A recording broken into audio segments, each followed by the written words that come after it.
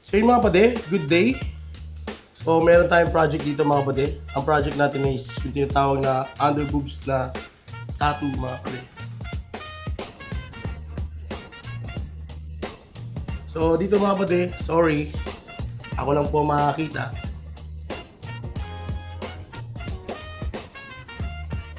Pero dito mga pade, kaya iniiwasan natin yung biro ko na yun, biro lang. Dito iniiwasan lang talaga natin mga pade na syempre gusto lang po talaga natin na maging safe lang po yung ating client.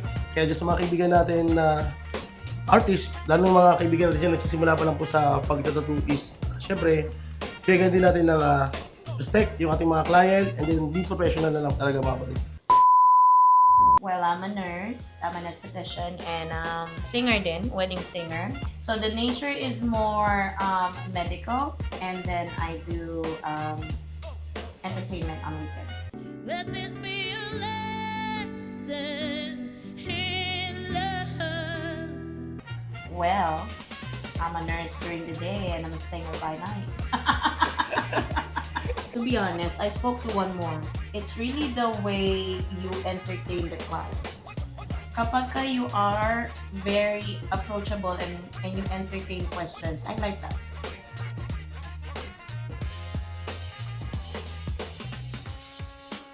Sa ganitong klase ng pyesa mga pade, dapat kailangan is makausap niyo po ng maigi yung ating mga client na dahil nga dito sa paglalagyan natin is posible talagang alam mo na, mahawakan, makita, madampian nyo yung kanilang mga private part mga pade. Kasi syempre, katawan namin to.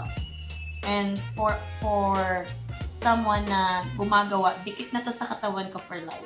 So kailangan i-consulta nyo to ng maayos sa kanila para hindi naman po sila mailang. Yung respeto is very important to have respect. So when I told him my concerns, kung bakit ko siya ginagawa, and the design, why I want it, kung anong meaning ng design for me, and he respected it, and hindi niya ako direct ang sinabi, ay ma'am, bakit? You know, merong mga ibang artist kasi na parang, ay ma'am, wag yan ma'am, kasi hindi bagay sa'yo yan. I'm like, I didn't ask for your opinion. At kailangan maging transparent tayo kung bakit natin to kailangan mahawakan kasi itong paglalagyan natin mga padi is malambot. Parang hindi kompleto yung trip ko without a tattoo. So gaya ng binabanggit nga natin pag tayo ay nagtatattoo para mapabilis natin yung pagdikit o yung pagtusok ng karayom dun sa balat mga padi, kailangan natin i-press yung balat. So sa part na yun, magiging mabilis po yung ating trabaho at hindi pa balik-balik yung ating mga linya. So pag ganito pong klase ng pyesa yung gagawin natin, importante talaga na makausap sila at masabi na ma'am, excuse lang, mahahawakan natin to. Parang ganun, kailangan talaga ipaalam mo sa kanila na mangyayari yun. Whenever he touches like parts that are very naman na private, nagpapaalam, which is for me is something I like. Alam naman natin na hindi naman natin sila pinilit na dito magpatato. Sinabi ko sa kanya yung gusto ko and how I want it and my concern.